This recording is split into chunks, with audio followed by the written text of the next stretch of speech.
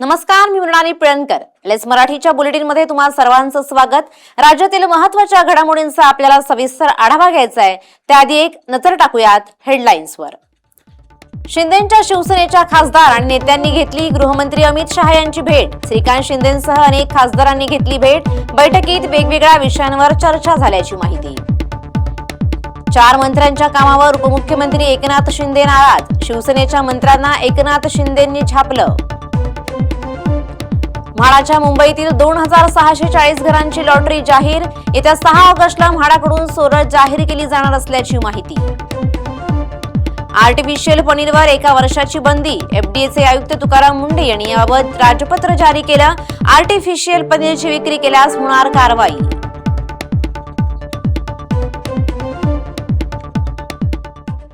आता बातम्या पाहूयात विस्तारानं. पहिली बातमी आहे संजय राऊत यांच्या ट्विटची. शिवसेना पक्ष आणि चिन्हाची सुप्रीम कोर्टात सुनावणी होणार आहे. ठाकरे गटाचे नेते कोर्टात दाखल झाले आहेत. संजय राऊत यांनी एक फोटो पोस्ट केलाय. सुप्रीम न्यायदेवतेच्या पायरीवर आम्ही चौघे असं म्हणत त्यांच्याकडून एक फोटो पोस्ट करण्यात आलाय. न्यायाची लढाई थांबणार नाही, जय महाराष्ट्र असं ट्विट संजय राऊत यांच्याकडून करण्यात आलंय. शिवसेना पक्ष आणि चिन्हावर सुप्रीम कोर्टात आज सुनावणी होणार आहे. या सुनावणीसाठी ठाकरे गटाचे नेते संजय राऊत, अरविंद सावंत आणि अनिल देसाई कोर्टात हजर झालेले आहेत. याच पार्श्वभूमीवर खासदार संजय राऊत यांनी सोशल मीडियावर एक फोटो पोस्ट करत म्हटलंय, सुप्रीम न्यायदेवेच्या पायरीवर आम्ही चौघे, न्यायाची लढाई थांबणार नाही, जय महाराष्ट्र अशा शब्दात संजय राऊत यांनी ठाकरे गटाचा वर्ज निर्धार व्यक्त केलाय. त्यांनी पोस्ट केलेल्या फोटोमध्ये त्यांच्यासोबत खासदार अरविंद सावंत, अनिल देसाई आणि ॲडव्होकेट असीम सरोदे आहेत. न्यायालयाच्या सुनावणीकडे सर्व महाराष्ट्रासह देशाचं लक्ष लागलंय.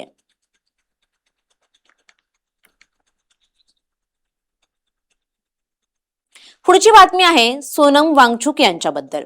उपोषण सोडून 12 दिवस झाले. डोळे बंद केल्यावर जंतर मंतर आठवतं. जंतर मंतर वरून मी खूप काही शिकलो असं वांगचुक म्हणतायत. भारताची युवा पिढी सगळ्यात चांगली आहे. मी माझ्या दुर्गम गावातील घरी परतल्यानंतर 5 दिवस उपवास सोडल्याचा 12 दिवस झाले आहेत.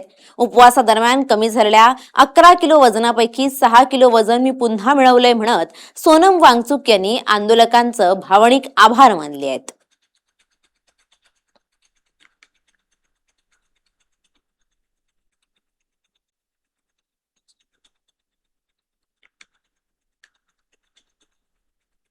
सध्या एका बातमीवरून खूप गदारोळ सुरू आहे. काँग्रेसनं ट्विट केलं होतं सुनेत्रा पवारांबाबत गुंगी गुडिया म्हणून, आणि यावरून आपण पाहतोय राज्यभरात गोंगाट सुरू आहे.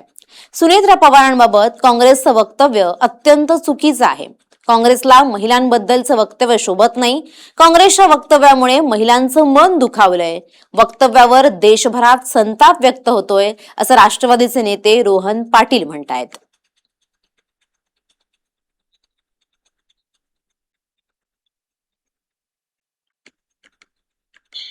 यांच्यावरती गुंगी गुडिया असं चुकीचं वक्तव्य काल काँग्रेसने केलं आहे. काँग्रेस हा राष्ट्रीय पक्ष आहे. त्या राष्ट्रीय पक्षाला महिलांवरती असं चुकीचं वक्तव्य करणं शोभतं का? महाराष्ट्रातल्या महिला आणि संपूर्ण देशातल्या महिलांचं मन दुखवलं आहे आणि काल संपूर्ण देशभरातून हळहळ व्यक्त होत आहे. आणि काँग्रेसचे प्रांत अध्यक्ष हर्षवर्धन सपकाळ हे म्हणतायत की जे वक्तव्य केलं आहे त्या वक्तव्याला आम्ही समर्थन देतो. अरे हर्षवर्धन सपकाळ, तुझी लायकी तरी आहे का सुनेत्राताईंबद्दल बोलण्याची? ती आमची माऊली आहे सगळ्यांची. आणि तू चुकीचं वक्तव्य जे केलेलं आहे ते आजच्याच माघारी घे, अन्यथा तुझ्या घराच्या समोर येऊन तुला चुकीचं वक्तव्य माघारी घेण्यास भाग पाडून. जीएमसीतील सीएमओवर उद्धव वागणुकीचा आरोप करण्यात आलाय. आजारी मुलाला उपचार नाकारल्याची तक्रार दाखल करण्यात आली आहे. अधिष्ठात्यांकडे लेखी तक्रार देत कारवाईची मागणी सुद्धा करण्यात आली आहे. हा प्रकार सर्व जो घडलाय तो आहे अकोल्यातला. तक्रार मिळाल्यानंतर चौकशी करू असं जीएमसी रजिस्ट्राच्या अकोल्याच्या शासकीय रुग्णालयात हा जो प्रकार घडलाय तो आपण पाहतोय. अकोल्याच्या शासकीय रुग्णालयात आजारी मुलाला वेळेवर उपचार न देता उद्धट वागणूक दिल्याचा आरोप महिला सफाई कामगार आशा बशीर यांनी केलाय. 4 ऑगस्ट रोजी मुलाला जुलाबाचा त्रास होत असल्यानं त्या कॅज्युअलिटी विभागात घेऊन गेल्या होत्या. डॉक्टरांनी त्यांना वॉर्ड क्रमांक 4 मध्ये जायला सांगितलं. मात्र तिथे कोणताही वैद्य कर्मचारी नसल्यानं त्या पुन्हा कॅज्युअलिटीत परतल्या. मुलाला सलाईन किंवा इंजेक्शन देण्याची विनंती केल्यानंतर डॉक्टरांनी असंवेदनशील आणि उद्धट भाषेत उत्तर दिल्याचा आरोप त्यांनी तक्रारीत केलाय। त्यानंतर मुलावर खासगी रुग्णालयात उपचार करण्यात आले। या प्रकरणी महिलेनं अधिष्ठात्यांकडे लेखी तक्रार दाखल करत 7 दिवसात कारवाई न झाल्यास आंदोलनाचा इशारा दिलाय। और मैं उठ के फिर मैं वहाँ गई 4 नंबर में। 4 नंबर में कोई डॉक्टर नहीं थे। 4 नंबर का मेरे पास में मोबाइल में लॉक लगा हुआ है, मेरे पास में वो भी है कि मैंने लॉक लगा हुआ था वहाँ पे।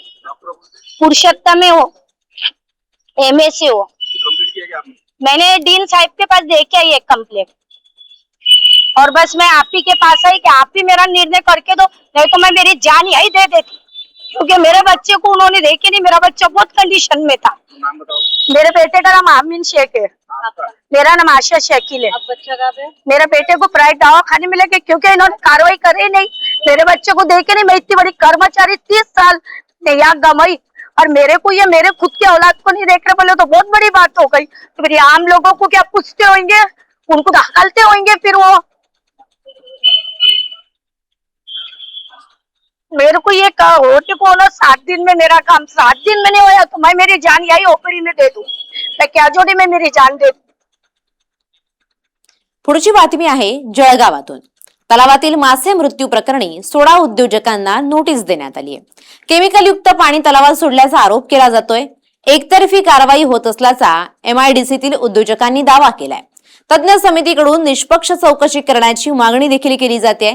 जळगावच्या मण्यारखेडा तलावातील मासे दगावल्याप्रकरणी MIDCतील 16 उद्योजकांना जिल्हा प्रशासनानं नोटीस बजावली आहे। कंपन्यांमधून सोडण्यात आलेल्या केमिकलयुक्त पाण्यामुळे तलावातील मासे मृत झाल्याचा आरोप करण्यात आलाय।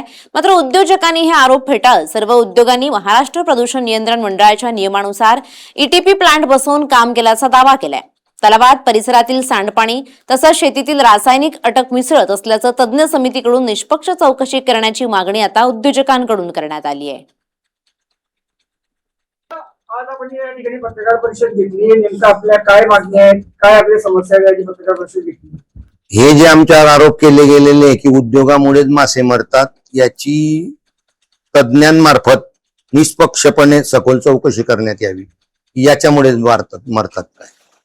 दुसरी मागणी अशी आहे की हे जे प्रकार आहे जो शासकीय अनुदान लाटण्याचा, हा असा तर नाही ना, आम्हाला संशय आहे याच्यामध्ये, हे पण विचार करण्यात यावा। और शेकडो कामगारांचं जे काही आज उपासमारीची वेळ येते बंद झाल्यावर, ती थांबवावी। आमच्यावर अन्याय जो होत आहे आजपर्यंत होत आलेला आहे, 16 उद्योजकांवर का बुवा, तर याची सखोल चौकशी करून आम्हाला न्याय मिळावा। त्या परिसरात किती उद्योग आहेत, किती उद्योग त्या परिसरात आम्ही सांगू शकत नाही, तरी 500 ते 600 उद्योग चालतात, जे त्या तलावाच्या पाण्याच्या स्रोतात जर घेतले गेले तर। आता घेऊयात काही महत्त्वाच्या बातम्यांचा वेगवान आढावा। पुण्यात महापालिका आणि मेट्रो प्रशासनाचा वाद समोर। पालिकेकडून मेट्रोला नोटीस, मेट्रोच्या डब्यांवरील जाहिरातींवर पालिकेची हरकत। पुण्याच्या खडकवासला धरणातून पाण्याचा विसर्ग कमी, 8000 क्युसेकनं पाण्याचा विसर्ग सुरू। धरणक्षेत्रात पावसाचा जोर कमी झाल्यानं विसर्ग कमी। गडचिरोलीच्या कुरखेडा तालुक्यात 70 वर्षांपूर्वीचा तलाव फुटला। 10 हेक्टरपेक्षा जास्त शेतातील पिकांमध्ये शिरलं पाणी। माजी आमदार कृष्णा गजबे यांनी नुकसानग्रस्त भागाची केली पाहणी। सिंधुदुर्गमधील आंबोली धबधबा पर्यटकांसाठी तात्पुरत्या स्वरूपात बंद। सह्याद्री पट्ट्यात सुरू असलेल्या अतिवृष्टीमुळे वनविभागाचा निर्णय, पर्यटकांच्या सुरक्षेच्या दृष्टीने निर्णय घेतल्याची माहिती। पुण्यात पिंक ई रिक्षा योजनेला अल्प प्रतिसाद। 4000 महिलांच्या उद्दिष्टांपैकी फक्त 17 महिलांकडे ई रिक्षा। योजनेच्या अंमलबजावणीतील अडचणी अहवालातून समोर। पंढरपूर यात्रेतून परभणी विभागाला 1.90 कोटींचं उत्पन्न। यात्रेच्या विशेष बसमधून एसटीची चांदी, परभणी विभागाला कोट्यवधींचा महसूल। नाशिकच्या मनमाड बस स्थानकात खड्ड्यांचं साम्राज्य। पावसामुळे परिसर चिखलमय, प्रवासांनी बस चालकांना त्रास। खड्डे बुजवण्याची नागरिकांची जोरदार मागणी।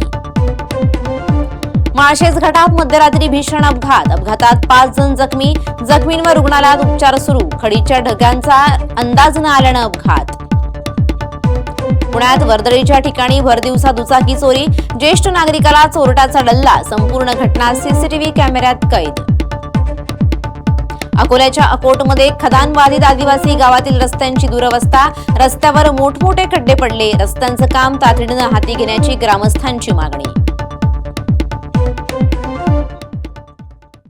या आता आपण पाहिल्यात काही महत्त्वाच्या घडामोडी. अशाच महत्त्वाच्या घडामोडी पाहण्यासाठी तुम्ही पाहत रहा LS मराठी.